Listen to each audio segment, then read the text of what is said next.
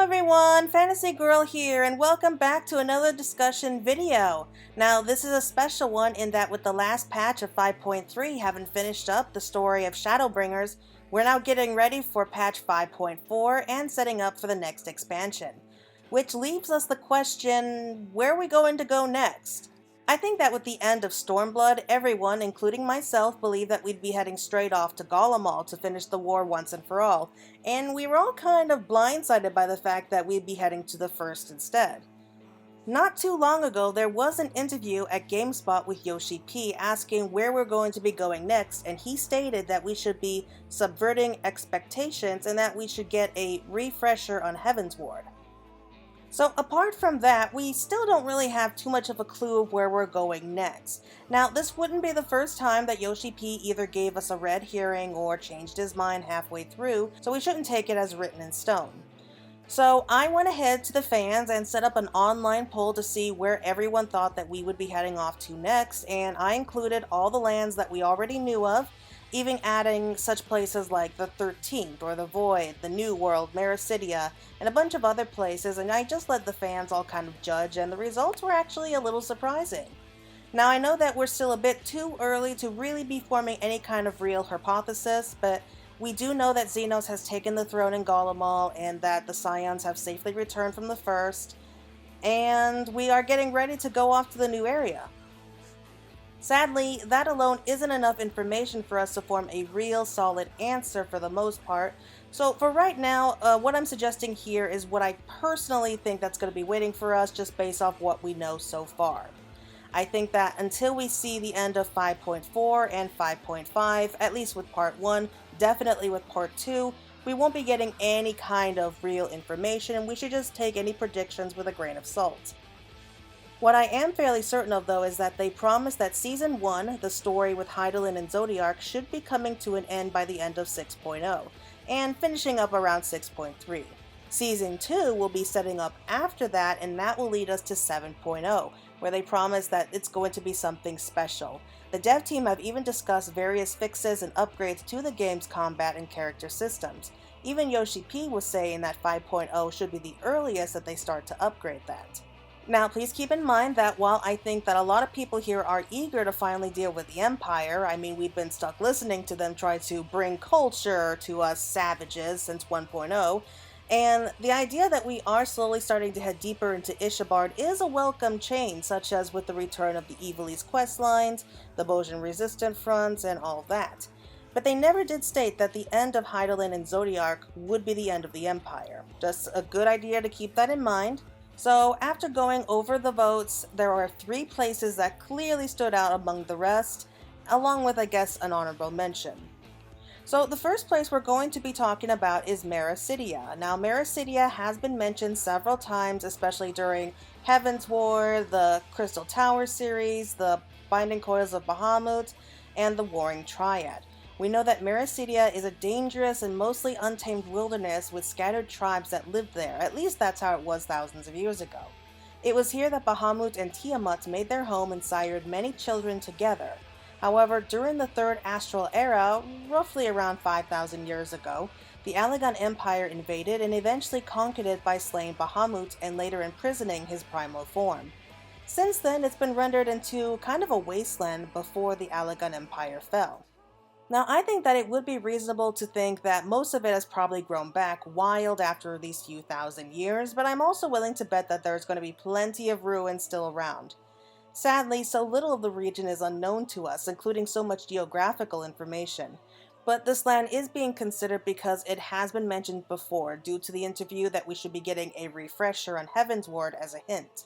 It could be that this was a mention to include the idea of the dragons, since out of all the first brood, the only ones that we have yet to learn about were known as Vitra and Azdadra. So I think a good introduction to them could actually be part of an introduction to Meracydia. Though it is also reasonable to assume that just because Bahamut and Tiamat settled here, that does not necessarily mean that those two did. But I do like the idea of seeing more dragons again, so this could be a nice way to learn more about them. And when you really stop to think about all the lore that ties back to it, such as with Dalamud, the dragons, the Warring Triad, the Crystal Tower, Azys La, the Allagan Empire, primal summons and summoners, Not only that, but the people who once lived here were once able to stand against Allag, at least for a time, showing that they must have been very strong warriors, and we may be able to learn something from the ruins that are sure to be left behind.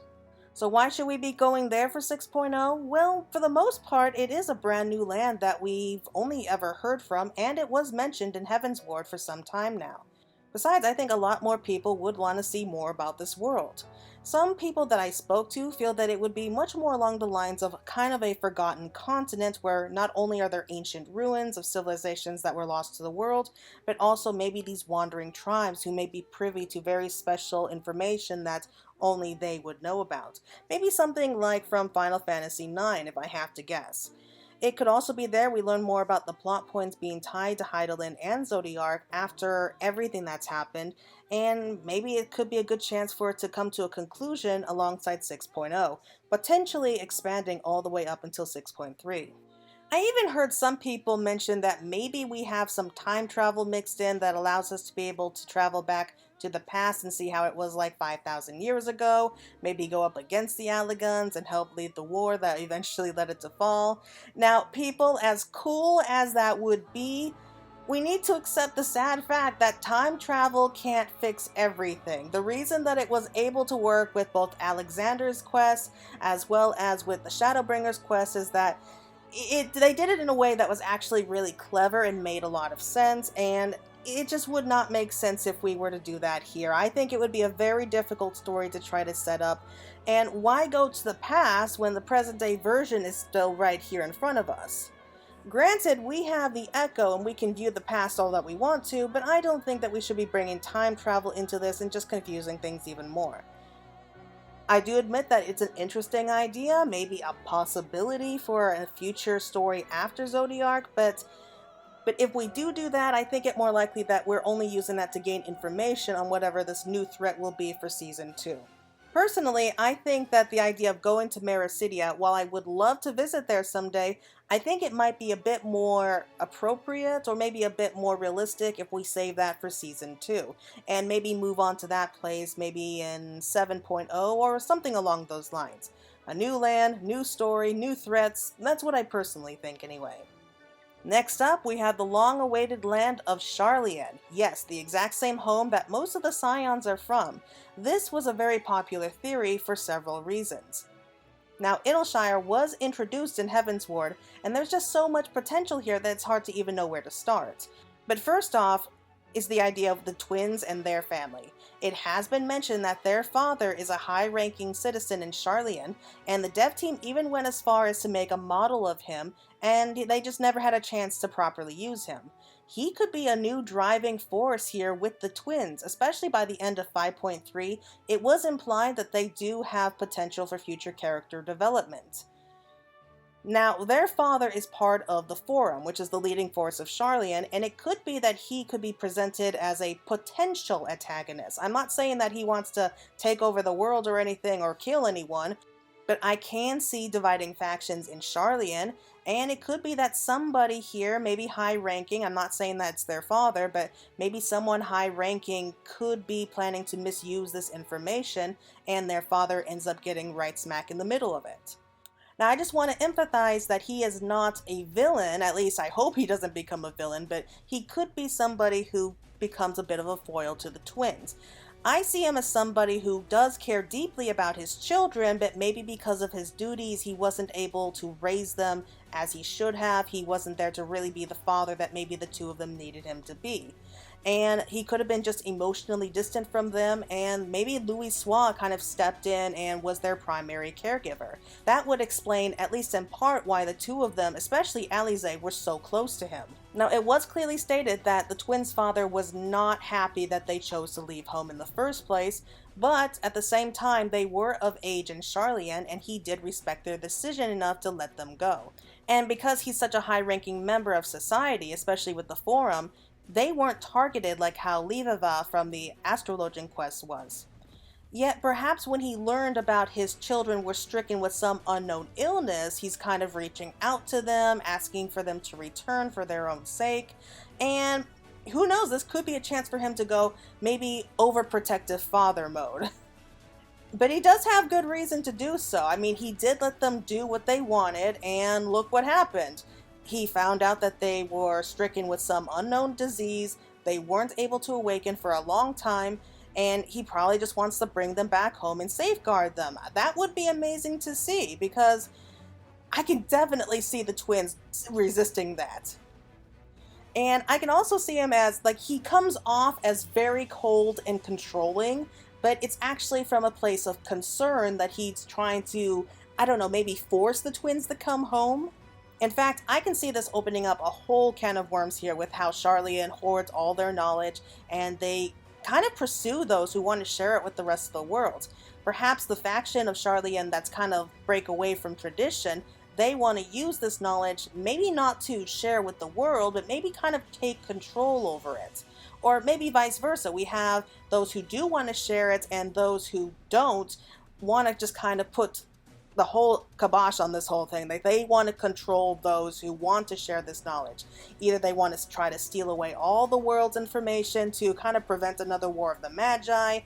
Maybe this turns out into a bid for world domination and supremacy, or maybe even both. Heck, they may even try to target the Warrior of Light, since they are privy to knowledge that could aid them in their endeavors, as well as to the fact that the Warrior of Light has several jobs that shouldn't exist anymore, such as the Summoner, the Scholar, the Black Mage, the White Mage, just to name a few. And remember how Alpha Node used to be? I mean, they could try to use the Warrior of Light as a tool or a weapon to their own ends, kind of like how Alphino used to kind of treat the Warrior of Light. Once he sees this, I can see him getting angered when he remembers how he used to be, and just do what he can to try to put a stop to this. And maybe Alize reveals that this is the reason that she doesn't seem like she connects with her own homeland, because she doesn't feel like she really belongs with them. Because I mean, Alvino, sure, I can see that they accept him with no problems because he is a diplomat, he is somebody who just likes to, like, talk things out. Alize, she's much more hot-headed. She kind of acts before she thinks, and so I can kind of see her being as, maybe not disowned, like from Sharlayan, but definitely made into an outcast. That's probably why she had such a close connection with Louisoix as well, because he understood her in a way that most people wouldn't. Now, Heaven's Ward focused on uncovering the truth of the past and facing up to it. There are still many truths and secrets hidden from the world, such as that we learned from Shadowbringers. It could be that Sharlayan may have some very exclusive information that if it was ever to get out, the entire world will go insane. Either way, I think Sharlayan has made it very clear that they are not interested in sharing. Perhaps we end up going there for some reason, we maybe learn some secrets by accident, and maybe even learn something about the Ascians that even they don't know about. And this could be the key to trying to bring back Zodiark without the need of another rejoining. I do think that we are going to be going here someday. My only problem is that Sharlayan is such a small island, which means that we are certain to be getting two places if Sharlayan is added in.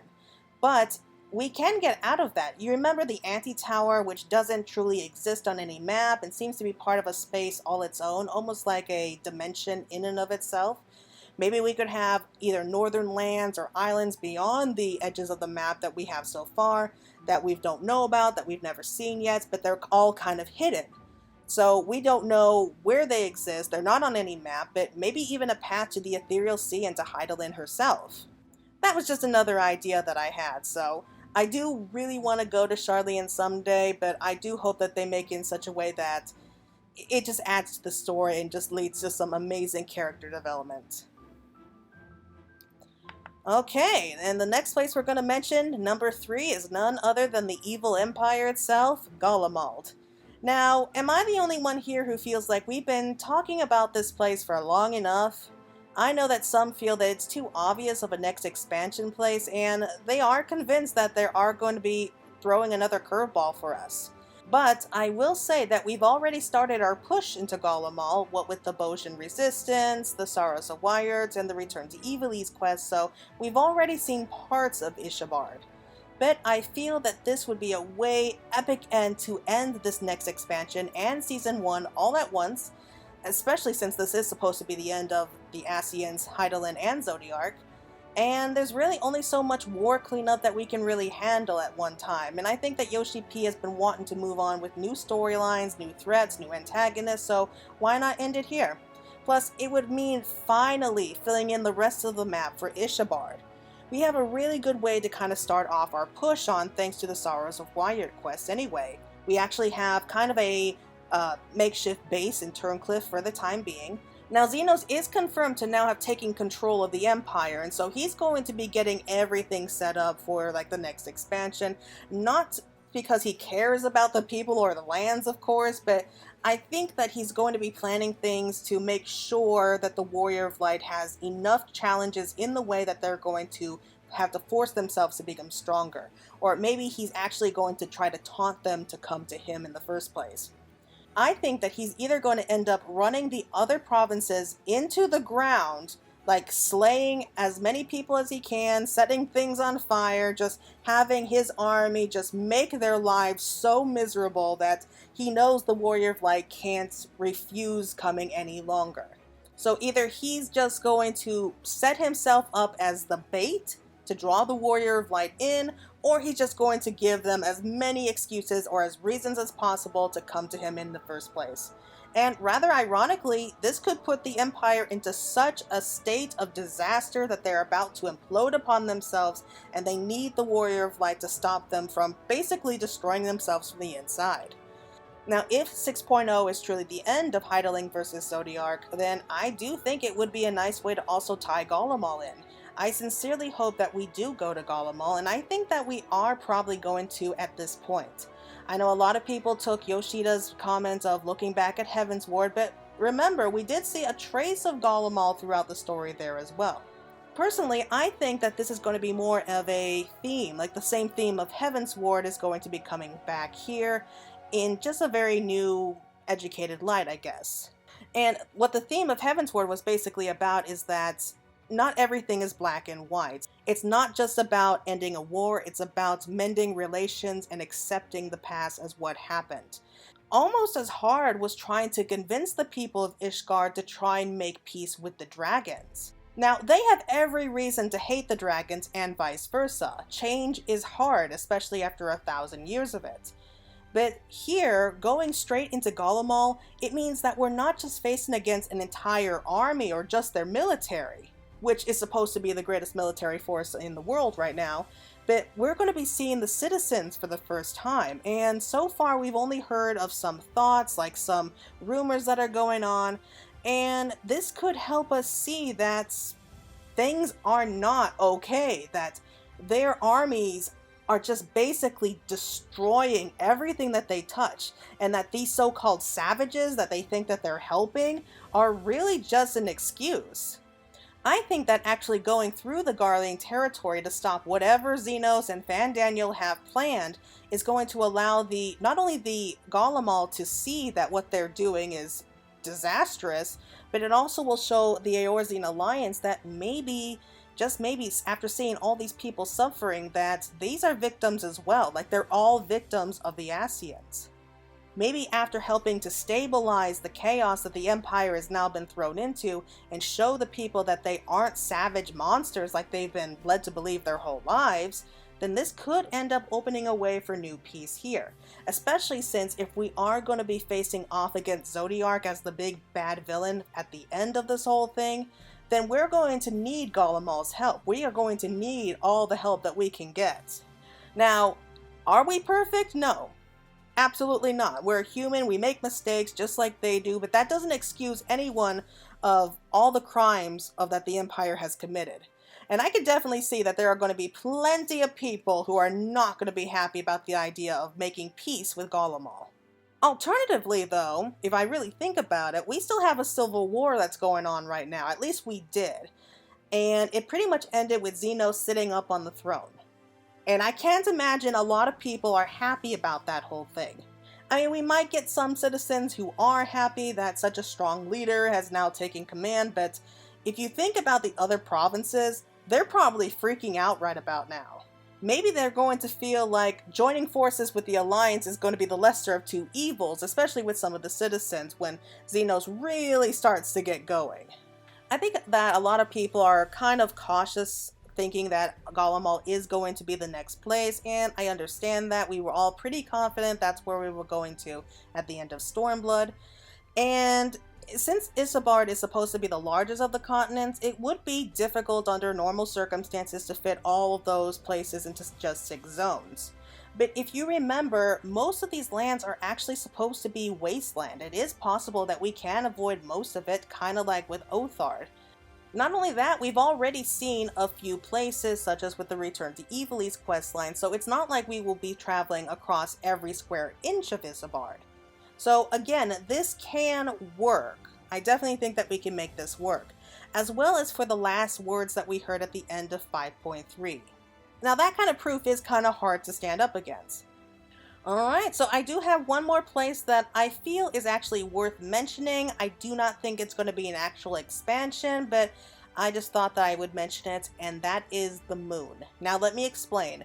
There is a chance that we may be going to the moon at some point, because not only have we seen the Assassins there, but because it was hinted that that was where Zodiark is sealed away. And if we remember from Final Fantasy IV, they were able to travel to the moon in a special airship. Maybe that's a hint at Alec? And if you recall the special limit break from the last trial that we had with Elidibus, the Warriors of Light behind him were supposedly supposed to be an homage to the characters of Final Fantasy IV. Possible foreshadowing? My only problem is that this is the moon. So it's not like there's anything else there but a wasteland of dust. So the only way I can actually see that working though is if they make it into a zone, but maybe a zone is going to be a bit too much. Rather than an entire expansion, I do think that it may be better if it's actually turned into a kind of dungeon or a trial, much like how we had with Amarant. I just felt that was worth mentioning. Alright, so we'll be moving on to the final thoughts now. Sadly, like I said at the beginning, we just don't have enough information just yet to have any clear ideas. So we don't really have too much to go on. Other places that I was able to rule out simply because it just didn't make sense from a storytelling point of view, such as with the Void or the 13th, I kind of just pushed for the side now. I think that they would be cool to see, but other expansions that take us to another shard, I think that's too soon for that. Definitely an idea for a later expansion, though. What do I personally think is going to happen, though? Well, if I had to guess, and these are my own personal thoughts, so take from it what you will, I think that we will have the Empire in complete chaos due to Xenos and Fandaniel. And this is going to be probably the biggest thorn in our sides, but I think that we have to somehow sneak into Garlemald, and I don't know, for whatever reason, I think that it's going to be really important that we have to kind of smuggle ourselves in and see what we can do to help put a stop to this war once and for all. I think that what we're going to be getting is a split of both Sharlayan and Garlemald for the next expansion, and that's just depending on what we know right now. I'm half expecting that Xenos is going to make such a big mess of things in the Empire in 5.4 and 5.5 that there's no choice. We have to go to Garlemald in 6.0 to kind of save the place from itself. Or perhaps more of the fact that these conquered territories are still rising up and we have to stem the chaos in order to protect the innocent civilians that are getting caught in the crossfire. My biggest hope, though, is that it doesn't turn into another story where we have the people that are just beaten down, they're too tired to fight anymore, and we're trying to have to beg them to help us out. That's kind of what Stormblood was all about. And think about it, the people inside the Empire probably expect the Warrior of Light to be like this evil weapon or a dog on a leash of the Alliance. I mean, that would be interesting for them to look at the Warrior of Light and see a literal weapon or villain like how we see Xenos. I think that the reason that some people are really hesitant about the idea of going to Garlemald is that they are too afraid that it's going to be too much like Stormblood. I mean, if you think about it, they have every reason to. I mean, if we do have to go to Garlemald, they are going to need like a real solid reason for us to go there. Liberating oppressed peoples of the Empire, Xenos is the main antagonist, so we have crossing over all these different zones, getting the people to kind of rise up and get back on their feet and help us fight. And then by the end of it, we have Xenos fusing with, I don't know, maybe Zodiark or something, and just basically it's like a repeat of Stormblood. If they do that, I will be severely disappointed in Yoshi P and the dev team because they're better than that. Stormblood Stormblood was an okay game. I mean, it wasn't my favorite. I enjoyed it at some parts. But I think that what Stormblood's biggest general plot issue was that the split that was created between Alamigo and Doma, the stories just created too many large disconnects. I think that a better story would have been if we just focused either on Alamigo or Doma for separate expansions. Having the two of them together caused them to have to repeat the themes just to kind of keep the story somewhat functional due to such heavily split up regions, because they are almost literally on opposite sides of the world. Now, both the stories with both Doma and Alamigo, they were interesting, they were unique. The problem was that they cut the story in half, and that made it much harder to kind of stay invested with the characters and the stories. Now, the characters were good, they had their own reasons for fighting, and again, it wasn't an awful game, but because of the split, it made it so much harder for us to be kind of emotionally invested in it. Like with Heavensward, it focused almost entirely upon the war in Ishgard, and Shadowbringers was focused entirely upon the First and a dying world. We became very emotionally invested in it because it was just one cohesive story in like this one location, like these one areas. You can put them both into a story and make it flow so long as the two remain connected in some way. If they do decide to do a split with Garlemald, I do think with Sharlayan it would be the best option to go with. Not only will it serve as both a base and a homeland for the Scions, who are heavily involved in the plot right now, it's a very powerful nation, it has a lot of secrets, we could end up getting a lot of help and advice from them, and as well as the fact they are rather independent from the rest of Eorzea and the rest of the world at the time being. Plus, it's so small that it wouldn't be too distracting if we decide to pay a quick visit there. Again, it really wasn't the geographical split that hurt Stormblood's story, it was the fact that the storyline was just so disconnected from each other that we really weren't given a chance to really get too invested in it before going someplace else. Sharlayan, in and of itself, is a dangerous place in that, like I listed before, it just has all this knowledge that we don't know about, and they could have knowledge that could help us put an end to this war once and for all. I do like the idea of using Sharlayan as a new hub or like a new kind of home base for us to gather information, just like how we had Yulmore, Mordona, and the Reach. Now, this is going to be part of the story like how in Heavensward we take a side trip to Idyllshire partway through the game. Now, an idea that I really do like is that partway through the game, just like how we had with Heavensward and Idyllshire, we pay a visit to Sharlayan because we've gone as far as we can in the provinces, but we can't go any further from here without help. We go to Sharlayan because, I don't know, maybe they get a message from home requesting that the twins return back as soon as possible, or maybe, I don't know, Urianshe remembers some kind of secret information that could help get us into Garlemald, but we have to go all the way back to Sharlayan to learn of it because it's maybe forbidden knowledge or something. Or even better, like maybe an ally or even one of the Scions is in serious trouble and we need some kind of knowledge to help rescue them, so we go to Sharlayan to get advice and find out what to do. Once we're there, we could meet the twins' father, we could learn about these factions of infighting that's going on in both Sharlayan and the Forum, maybe learn the secrets about Garlemald or even about Hydaelyn and Zodiark themselves, and a glimpse of what our favorite nutcase is planning. I do think that it will be playing a big role in 6.0 because, like with Amarot, this is a nation of academics who are pretty much isolated from the rest of the world, and debates are really kind of their stepping stones, like their pure foundation. They see themselves as caretakers of knowledge, and so it's their duty to kind of write everything down and just let the world do what it wants. Louisoix's departure to Eorzea is very similar to what Azim's departure from the Convocation was. Hell, I don't know, maybe he somehow learns about Azim's story. I highly doubt that he knows about Azim, but I think that maybe he learned the stories about somebody who chose to leave home behind just because of these reasons. Maybe he was even inspired by that. Maybe he came across something that may have belonged to Azim, and that inspired him to decide to go out and see the world and want to share everything.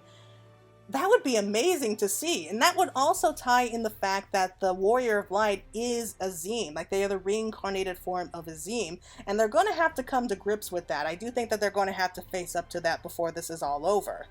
So this is a good way to tie that in as well. So we can have both Sharlayan and the main capital city of Garlemald as the two main cities to visit, and we have the rest of Ishabar to kind of be put into the other zones. Though now that I think about it, they don't necessarily have to make it just the 6. They could end up adding more later on if they really wanted to. But even if they choose not to, most of Ishabar is supposed to be like really bad weather, like complete wastelands. And I think that they've only further developed into wastelands because of all the pollution that I'm sure Garlemald has been kind of dishing out. We can easily skip over those parts and just go and focus more on the more, I guess, lively parts of it. And let's not forget, we've already explored certain parts of Ishabar already. We could be starting off somewhere in Ishabar, like from Turncliffe or something. We start to travel into the lands at one point, decide we can't go any further. So after the idea of we return to Sharlayan to get information or some kind, we return to Ishabar and we begin the final push into Garlemald, where we end up confronting like the very best of the best. Like we have all of these nations, all of these provinces joining forces with us as we kind of kick down the front doors to where Xenos is waiting, and we end up putting an end to the war with Xenos once and for all, and focus on the next couple patches of trying to get everyone to kind of play nice with each other, like try to, I don't know, maybe forgive and forget, or at the very least tolerate each other to a point that they're not trying to kill each other. And then we focus upon the final battle with Hydaelyn and Zodiark by 6.3. Anyway, everyone, those are just my personal thoughts on the next expansion and my predictions based off what we know so far. What do you all think? Do you believe I got it right? If not, where do you think we're going to be going to and why? I actually have several videos planned that are going to be kind of, I guess, predictions and discussions of what I think could be waiting for us in the upcoming patches and expansions, so I hope you're going to be looking forward to that. My next video is actually going to be my theory on what I think that both Xenos and Fandaniel's plan is going to be. So I hope you're all going to be looking forward to that. It will be coming out as soon as possible. So until next time, everyone, this is Fantasy Girl signing out.